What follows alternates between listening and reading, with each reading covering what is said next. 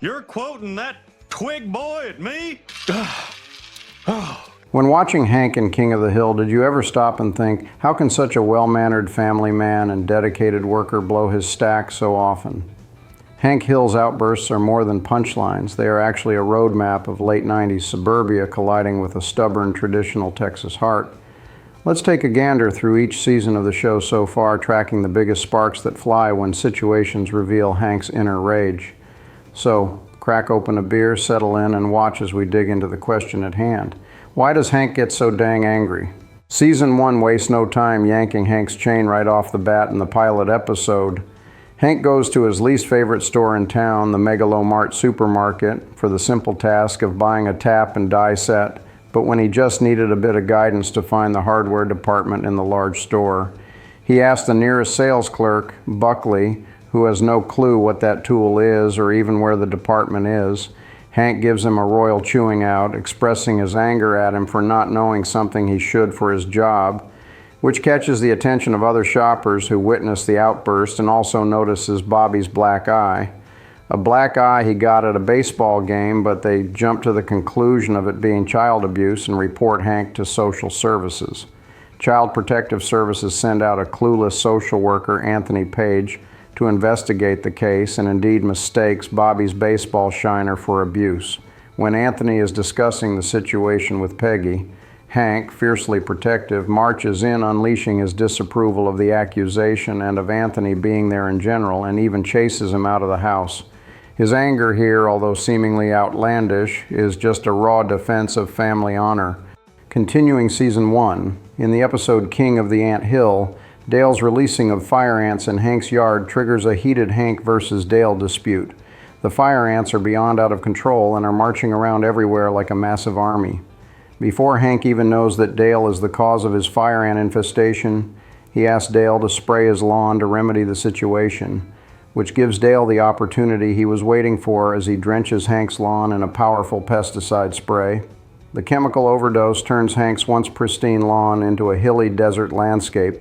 Hank responds in his usual manner by both verbally and physically attacking Dale as he flees to his van, trying to get away from Hank. The fire ants are so out of control that Bobby even gets completely covered with them at one point, risking his life. This establishes clearly early on in the show that messing with Hank's son or his cherished lawn summons Hank's protective, unyielding aggression. Also in Season 1, in episode Shins of the Father, Cotton Hill barges into Bobby's birthday party, upsetting Peggy as usual, and eventually challenges Bobby's polite manners towards women.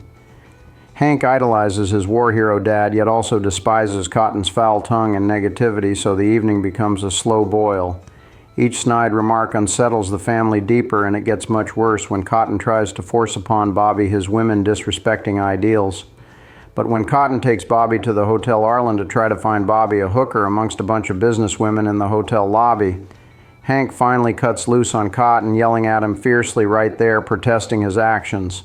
The outburst shocks Cotton, the family, even Hank himself, who rarely confronts his father. This scene reveals Hank's anger as moral backbone. He dislikes confrontation but detests disrespect even more.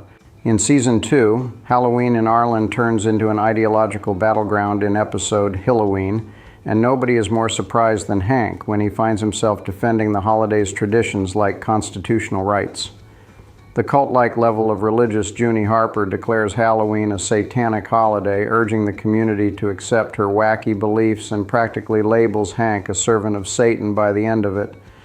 Accusations push our propane patriot over the edge when she insults his family in his own home, calling them anti-Christian.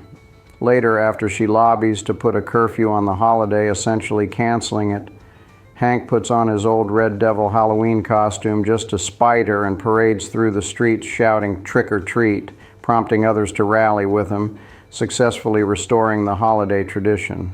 This rebellion illustrates how Hank's anger can even shield community traditions from overzealous meddlers, cementing his role as reluctant defender of even simple, just-for-fun traditions like dressing up for a night of pursuing free candy. Also in Season 2, a mistaken late fee for a supposedly rented stag film at Arlen Video turns Hank's sense of dignity into dynamite in the episode Hank's Dirty Laundry. A clerk claims he rented and never returned the scandalous tape, so Hank demands justice. The stone-faced manager refuses, insinuating Hank checked out, cuffs and collars. Embarrassment turns into fury. Rather than just quietly pay an unjust fine, he risks humiliation to clear his name before friends, neighbors, and the Almighty by taking Arlen Video to court over it. After Hank's fiery yet thorough in-court appeal explaining why it was impossible for him to have rented the video, Hank wins the legal battle, forcing the computer error-created charge to be cleared by Arlen Video whilst clearing his name from further public embarrassment simultaneously. Hank going the extra mile, taking the risk of fighting an unjust error that tried to drag his good name through the dirt, shows he can use his anger to maintain his clean reputation and is also an exemplary father. Continuing Season 2, episode Traffic Jam, Hank takes traffic school to avoid having his insurance rates increased after he and Con back into each other leaving their driveways, despite the accident not being his fault. As if that's not enough to make him upset, and rightfully so, the teacher of the class, Buddha Sack, hosts it as if it is a stand-up comedy routine and makes the mistake of picking on Hank when he asks if he even has a lesson plan for this class. Sack proceeds to roast Hank for being the typical small-town beer-drinking white guy, which infuriates Hank to no end, resulting in him lashing back and even complaining to Sack's boss, getting him fired. Yet another example of how Hank used a bit of rage to resolve an unjust and disrespectful situation. However, probably the thing that ticked off Hank the most in Season 2 was an episode, Life in the Fast Lane, Bobby's Saga, when Jimmy Witchard nearly got Bobby killed at a NASCAR race by demanding Bobby run across the racetrack just to give him a soda. When Hank sees this occur, he goes running across the track himself and goes into full ass-kicking mode, first on the chain-link fence separating them, then on Jimmy once he gets through. Hank is certainly one of the few people that when he says he's going to kick someone's ass, he actually does just that. Sure, this one may initially come off as a crazy, raging outburst, but once again, it's really just an act of love and protection for his son, though be it an incredibly dangerous way to show it. By the third season, Hank's temper goes corporate.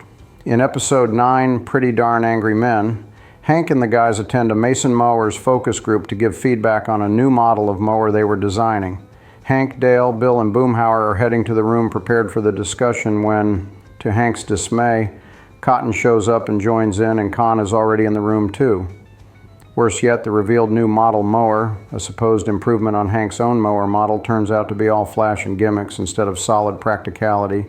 But the mower turns out to be the least of his frustrations in this situation when Cotton starts talking disrespectfully about his mother. Suddenly, Hank delivers a booming closing argument in defense of his mother and his mower. This fiasco proves that Hank's anger disguises heartfelt passion for both craftsmanship and family respect. Later in Season 3, civic duty collides with combustible incompetence in episode A Firefighting We Will Go. Hank joins his buddies as volunteer firefighters only to watch them bungle every procedure and safety rule imaginable. Dale, Bill, and Boomhauer's horsing around drives Hank crazy. Amid the chaos, Hank's patience evaporates. He confronts his friends, cataloging each idiotic misstep with military precision to report back to the fire chief with. Sparks fly until the firehouse itself actually goes up in flames due to Dale leaving a faulty neon sign plugged in when they left the station for a job. The smoking ruins of the station become a monument to Hank's mission, proving that when safety meets stupidity, Hank Hill's fury blasts as hard as a fire hose. Season 4 brings some more signature Hank rage in episode A Beer Can Named Desire. Hank wins a chance at winning a large cash prize via an Alamo beer sweepstakes, where he could make the throw of a football through a hole in an oversized Alamo beer can himself for a chance of winning $1 million. Or choose Don Meredith to make the throw instead for a chance to win $100,000. Hank chooses Don, but his temper ignites when, thinking it was a sure thing of a choice, Meredith misses the shot, the prize money vanishes, and Hank's composure snaps immediately. He charges across the turf and tackles Meredith from behind, unleashing an uncalled-for attack. The fury is less about the missed football and more about Hank's crushed belief in choosing what he thought for sure would be the safe decision for his family's future. That doesn't pan out, making his anger feel painfully earnest. Season 4 continues to episode Hillennium. Hank starts off calm and stable amongst others who are panicking over the millennium, insisting Y2K fears are total nonsense. Yet when a propane shortage hits at Strickland Propane, Hank's certainty crumbles.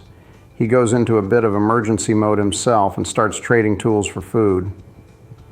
The transformation from skeptic to doomsday prepper is instant. However, the anger doesn't set in until he discovers that Dale, who had been until that point strangely calm and composed in the uncertain time, has been hoarding food and supplies in his basement and only acting unaffected by the millennium to throw off others' suspicion. Hank's meltdown captures how pride can flip into embarrassment-driven fury when reality contradicts conviction. By dawn, nothing catastrophic happens, of course, leaving Hank a bit regretful of the false fears and actions. The episode reminds us that even Hank's rational veneer can crack under the pressure sparked by a small disruption in his propane-centric world. Late in Season 4, and under a title no one could have predicted, the episode called Peggy's Magic Sex Feet exposes Hank's wrath toward exploitation. Peggy, believing she's filming harmless foot videos to empower other women with large feet, learns her feet are instead being posted on a foot fetish website. When Hank discovers the situation after Dale finds and shows him the site, his composure evaporates rapidly. He storms the sleazy studio wielding righteous fury and calls the creator of the works, Grant Trimble, a low-rent smut hound, and demands he remove Peggy's pictures from the site.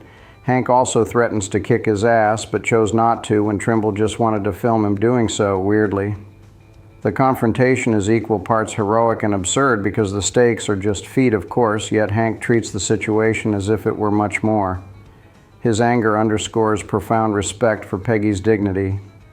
By threatening Trimble, Hank shows that even improbable violations trigger his protective spirit. Season 5 detonates Hank's deepest identity crisis in episode Yankee Hanky. Discovering he was born in New York, Hank staggers as if shot by the news. A proud Texan suddenly labeled Yankee as simply unbearable. He interrogates Cotton and even his mother Tilly Hill for more info of the circumstances. After that, he went with Cotton and his old war buddies for a night out on the town to reclaim his Texas identity, although that just turned out to be a sham of an escapade, as Cotton was just trying to set him up to take the heat for an unsuccessful plan from his war days to kill Fidel Castro that they wanted to retry. Nothing can ease his burning humiliation of being born outside Texas. Hank fears losing self-worth without his Texas heritage. Eventually, Hank ends up abandoned by Cotton and his friends at the Alamo Museum. While Hank is gazing upon all of the many state flags before him, including New York, he realizes that where he was born wasn't so bad after all, and he accepts it for himself. Although his anger wasn't directly resolving an issue this time, it at least helped him to power through the unpleasant ordeal. Further into Season 5, in the Saucy episode, simply titled, Ho Yeah, Hank's wholesome image takes a bizarre beating when Peggy's new friend, Hank's new co-worker, Tammy Duval, is displaced and ends up living in Hank's den for a while. Hank looks after her and, thinking she is lonely, even introduces her to the single guys on his propane delivery route. However, it turns out Tammy is also working as a hooker and is essentially using Hank as her business manager. Rumors around town began labeling him as her pimp. Mortified, Hank confronts Tammy and decides to kick her out, but Tammy's actual pimp, Alabaster Jones, suddenly arrives, insulting Hank and demanding his money. Embarrassment boils into protective fury. Hank temporarily acts the role of her aggressive pimp, just long enough to state that Tammy is his hoe now, and scares off Alabaster, freeing Tammy of the bad situation. Neighbors witnessing the whole thing gasp in fear as Hank declares he is no one's pimp, and the only thing he's pimping around town is Sweet Lady Propane. This outrageous altercation demonstrates how Hank's anger can erupt when reputation meets injustice, converting a quiet suburban dad into an unlikely white knight, even if only briefly. Season 6 kicks off with a grand slam, so to speak, with the visceral comedy of episode Bobby Goes Nuts. Bobby learns a kick from a women's self-defense class aimed below the belt and uses it on Hank when he was just trying to teach him proper men's self-defense fighting. One swift crotch strike and Hank crumples in agony, clutching himself upon descent. Pain soon transforms into restricted anger due to the temporary handicap. Bobby decides he is the man of the house now, since his dad is incapacitated and unable to enforce Bobby's punishment. The episode displays Hank's temper tangled with fatherly expectations. He wants respect, not revenge, but his own body betrays him from enforcing it. Ultimately, Peggy temporarily steps in to enforce Bobby's punishment since Hank was unable to do so at that moment. But that doesn't mean that Hank wasn't still plenty furious behind all of the pain. Also in Season 6, triumph turns to terror in episode Torch Song Hillegy. Chosen to carry the Olympic flame through Arlen, Hank rehearses every dignified stride. Hank reveals to Bobby that he has always avoided celebrating anything in his life as he thinks it brings him bad luck to do so, ever since he lost the big game in high school after dancing in the end zone once. Bobby convinced him that was a crazy belief and convinces Hank by explaining a past instance when he did express joy and nothing bad happened. So, Hank goes through with carrying the Olympic torch through town in a rejoicing manner and even with a bit of showboating. However, not long into his run, Hank slips on a rain puddle in the street and drops the torch, extinguishing it in the puddle only to express his anger and blame at Bobby when he and Peggy catch up to him discovering the situation. However, Bobby redeems himself quickly when he remembers that Dale's cigarette was lit with the torch, so he saves the day and relights the torch with it. Hank later honors Bobby and realized that it was just an accident and Bobby wasn't to blame and his anger towards him was irrational. Season 7 turns Hank inward during episode The Texas Skill Saw Massacre. After accidentally slicing off Dale's finger with a saw, Dale presses charges and Hank is sentenced to anger management classes. Hank firmly insists he has no anger problem, only an idiot problem. In therapy circles, he refuses the required exercises with visible irritation initially, and even sneaks out with a like-minded friend he met in the class, Big Jim. They go to Hank's house to continue working on fixing the foundation damage that Dale caused that initiated the whole ordeal. However, when Dale and the guys walk over to Hank and Jim, confronting them for violating the restraining order Dale had put on him, Jim gets so worked up and yelling at Dale that he strokes out and dies. Hank then decides that maybe he does have a bit of an anger problem and doesn't want to end up that way too. So he finishes out the class successfully. Later, Hank's new controlled anger ends up saving his friends' lives from a makeshift tunnel they were in that was about to be collapsed by a garbage truck, proving that sometimes a bit of anger is necessary to firmly usher his idiot friends to safety, regardless of any negative impact it has on Hank himself. Continuing into Season 7, when Lady Bird bites a black repairman in episode Racist Dog, Hank faces accusations of pet prejudice, shocked by the situation that suggests retraining for his beloved hound. The idea ignites Hank's temper, but he takes her to look into training Lady Bird against biting people. However, that attempt just ends up with the instructor accusing him of being the racist one instead. Hank disagrees and even tries lecturing Lady Bird about equality and hires a white repairman to prove her impartiality. When Lady Bird bites him too, Hank is cleared of any prejudice accusations, reminding everyone that his dog dislikes all repairmen because she knows he hates all repairmen in his house. The spectacle is comical, yet beneath the anger for the situation, Hank defends reputation and reason. He refuses lazy conclusions, insisting evidence matters. By clearing Lady Bird's name and his own, Hank demonstrates how his anger fights simplistic judgments. In Season 8's episode New Cowboy on the Block, one of Hank's football heroes, Big Willie Lane, moves in next door and quickly becomes a total nightmare of a neighbor. All-night keg parties, beer cans on the lawn, and constant booming music until sunrise, but that's just the beginning of the chaos. Hank's hero worship erodes with each incident. Hank eventually can't take any more, and as the block captain, demands Willie leave the neighborhood in no more than 2 weeks. The quite large ex-athlete refuses and continues to amplify his crimes on the neighborhood. Things finally reach a breaking point when Willie assaults Hank's lawn by rolling a junk car onto it, and even assaults Hank also with a hard face punch, leaving evidence on Hank's cheek of the assault. After Hank threatens to sue, since he had both evidence and witnesses, Willie is finally driven out of the neighborhood successfully. Hank's demand for courtesy reveals his belief that not even fame excuses disrespect, reinforcing the idea that his anger combined with keeping a level head is a powerful tool that also aids in maintaining neighborly order.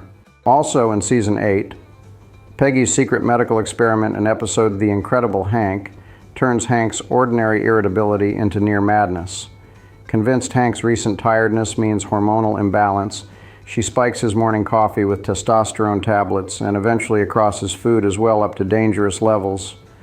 Within days, Hank transforms into a snarling teenager-like version of himself, snapping at every little thing that bothers him and converting rage into hard workouts that buffed him up. Eventually, Peggy confesses to Hank of what she has been doing, which sends him into verbal fury. Once Peggy's drugging him stops, Hank's energy plummets and he's barely able to perform usual duties.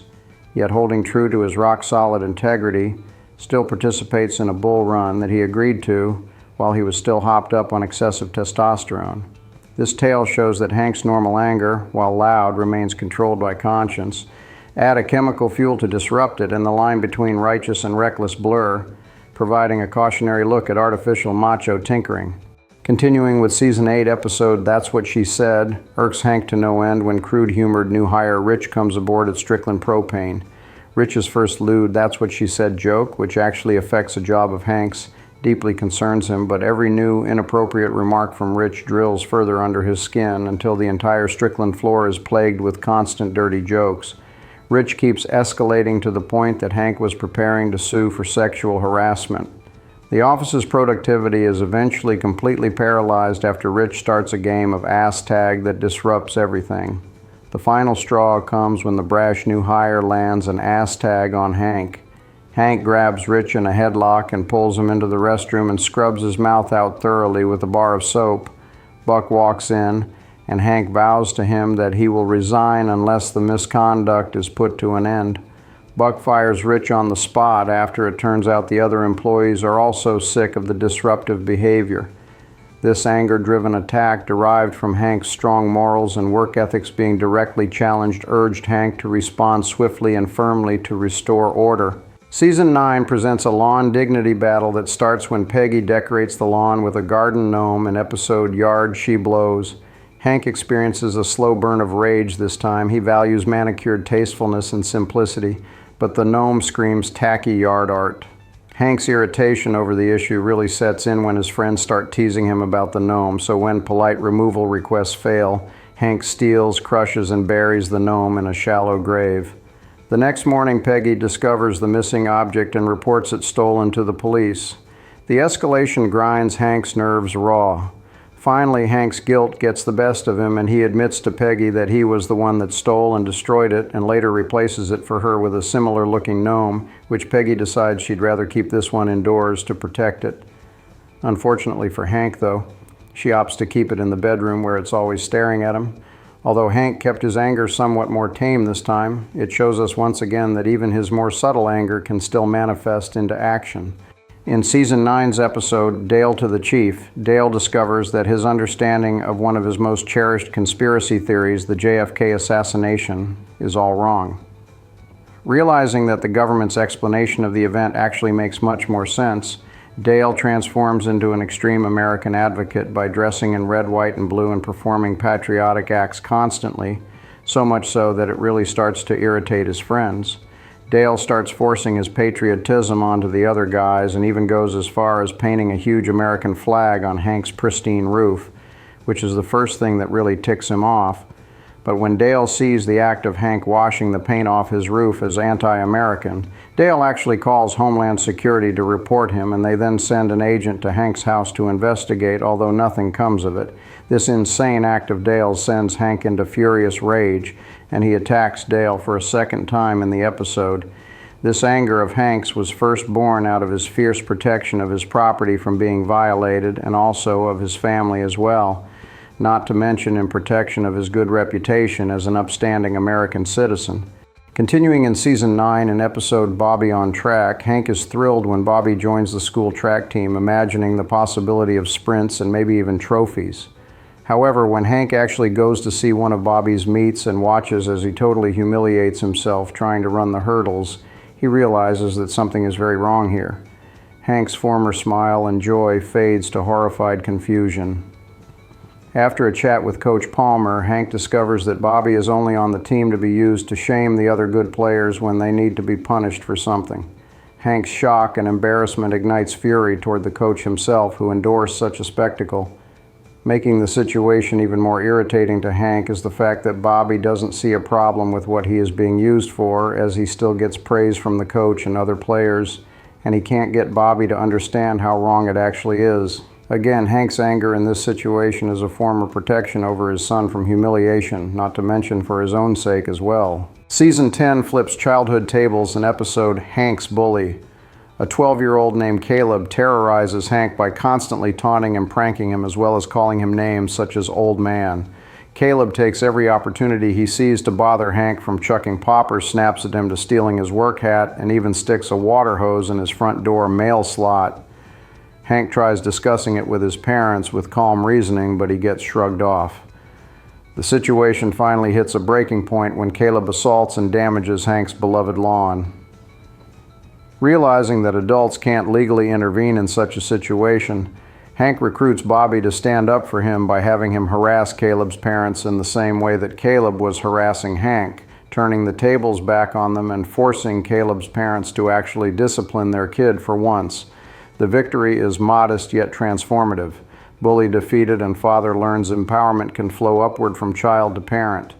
Hank's anger becomes motivation, turning humiliation into a lesson about standing tall, even if it has to be approached in a more roundabout way to be settled. Also in Season 10, few things test Hank's composure like public embarrassment, and episode A Portrait of the Artist as a Young Clown delivers it royally. Bobby's constant joking and pranking around both at school and home begins to grind on the nerves of Hank and Peggy, so much so that Hank actually agrees to let Bobby attend a clowning college that he wants to, so he can burn off all of his horsing around energy there instead of elsewhere. At first it seems to be working as Bobby calms down a lot, but that's only because he learns from his clowning teacher, Professor Twilly, that he's not actually funny. Turns out that the kind of comedy he is being taught at the clowning college is of the classic jester type. When Hank finds out that Bobby is going to put on a show at his regular school's talent show dressed in full jester clown attire, rage sparks, and he bails on work midday to go stop it. He tells Bobby, Look, this guy's got you thinking this jester crap is funny. It's not funny, it's just weird. At this point, Hank even tries persuading Bobby to do his old comedy act for his show instead, as not to creep out his classmates and embarrass himself. Bobby initially ignores him until his jester clown act made his classmates cringe instead of laugh, but he then realizes his mistake and goes into his old routine with a whoopee cushion, and all is well. Again, a bit of initial Hank anger was required to correct a situation and protect his son from humiliation. In Season 11 episode Hank Gets Dusted, Hank's ZZ Top rock star cousin Dusty Hill arrives with his crew being filmed for a pranking-filled reality TV show and forces Hank and his family into it. Producers have the guys prank and torture Hank as much as possible just to trigger his vein-bulging rage for the cameras. Hank endures several gags, all are quite personal and dignity-draining. Assaults against Hank's most prized possessions, such as digging up his lawn and messing with his dog and son. Hank understandably gets crazy mad. However, when Dusty takes his dad's Cadillac, a car that Hank has loved and cared for most of his life, and turns it into a demolition derby car, Hank becomes filled with both nostalgic anguish and rage, so all he can do is try to stop it, but he's too late. Seeing the car get smashed up hurts him down to his core. After pulling Dusty out of the wrecked and burning caddy and dragging him to safety, Hank tells Dusty that he never wants to see him again.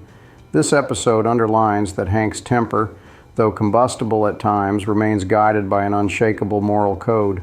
Also, in Season 11, Luann's wedding nearly gets derailed in episode Lucky's Wedding Suit, when Lucky takes a nasty tumble downstairs while horsing around with Dale in his basement. As standard procedure for Lucky after such an incident, he tries to sue Dale. When it turns out that Dale has no insurance, they try to pin the incident on Strickland Propane instead. Hank is infuriated at such an unjust action and has to defend the situation for the company since Buck ran out.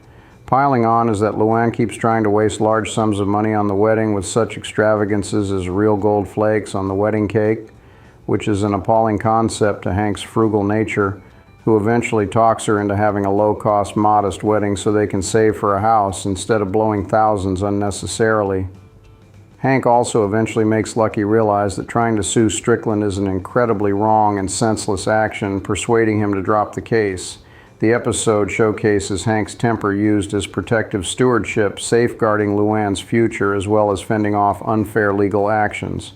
Heading into season 12, few plans go up in smoke like Hank's crusade in episode The Accidental Terrorist. After discovering what Hank thought was a lifelong salesman friend, Tom Hammond has been cheating him on every vehicle purchase he's made since he was a teenager. Hank recruits some local college guys to help him place flyers on all of the cars in Hammond's dealership at night, calling Hammond a liar to retaliate. However, after Hank laid out the flyers out on the cars and was driving away, the college guys set fire to many cars at the dealership instead. Hank is the one they actually capture on the security cameras though, so the cops bring him in. Hank tries to explain the situation, but the cops aren't buying it. Hammond steps in, though, and states that he isn't going to press charges, so Hank is cleared. Even though Hank's anger at Hammond remained afterwards, at least he wasn't arrested for something he didn't actually do. The anger Hank was expressing in this situation was due to his disgust for immoral and dishonest people who thrive on ripping off others. Also in season 12, in episode Life a Loser's Manual, Peggy's no-good brother, Hoyt Platter, finally gets out of state prison, and Peggy and Hank try to help him get his life back together by taking him in. However, Hoyt instantly falls into his old druggy ways and tries to corrupt and frame practically everyone in the family. Especially Lucky, as he even ends up in jail temporarily, taking the heat for Hoyt robbing a diner. This terrible betrayal of family honor infuriates Hank. Although he acts with smarts instead of fists this time, as he and Peggy turn the tables and set Hoyt up by leaving Peggy's car keys and some money by her purse when they say they are going out for the evening. Hoyt takes the bait, taking her car out to buy some drugs. They reported the car stolen, and Hoyt is arrested and is put right back in jail. Hank then gives Hoyt a very stern talking to at the jail, demanding he also confess to the robbery to clear Lucky, which he does. Another fine example of how Hank uses controlled anger to fiercely protect his family.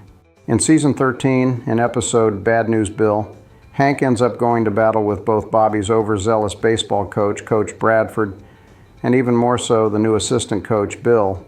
Hank even actually gets banned from the baseball complex after a series of minor incidents, such as accidentally knocking over a kid on the field when standing in as catcher. He essentially inadvertently gets labeled a child hater by that incident and the fact that he had ran out of support for Bobby's baseball playing ineptness years ago. Things become much more heated by how Bill is acting in his position of assistant baseball coach, like trying extra hard and keeping Hank away from the baseball field and from Bobby. However, Bill really steps over the line and enrages Hank when in a conversation Bill says, "You think I'm unfair, Hank? Just be glad I'm allowing you contact with Bobby at all." Which nearly gets his ass kicked for that one. This episode again demonstrates how Hank's anger flares when anyone, even a friend, tries to mess with the relationship between him and his son. Also in season 13 episode Uh-Oh Canada, Hank's temper simmers from polite frustration to outright fury as the visiting Canadian family, house swapping for the summer in Boomhauer's house, mocks everything he holds near and dear, from Alamo beer to American football, and even calls the cops on Hank and the guys when they were drinking at their new outdoor Alamo bar. Hank decides to show the interlopers what a bad neighbor really looks like. He gets upset and cranks up the music and locks into an all-night drinking showdown that staggers onto the lawns at dawn.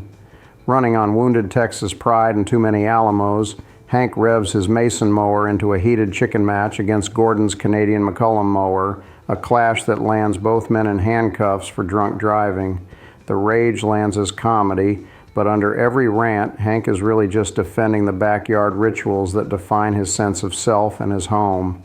Across the 13 years of suburban sitcom life so far, Hank's anger has revealed itself less as uncontrolled fury and more as a barometer of concern, pride, and rock-solid values. Every red-faced outburst has measured a threat to dignity, family, community, or clean-burning propane, and the louder he barks, the harder he fights to keep those cornerstones standing. Looking ahead to the long-awaited season 14 debuting next month, Hank will be several years older and the world noisier, faster, and packed with even more systems and devices in place that defy common sense. Most expect Hank's quick-to-anger spark to remain in his advancing years, yet perhaps a touch softer. Possibly, or maybe he'll even have more rage in his older years than before. What do you folks think? Let us know your thoughts in the comments below. Thanks for watching, folks, and make sure to hit that subscribe button if you like what you saw here.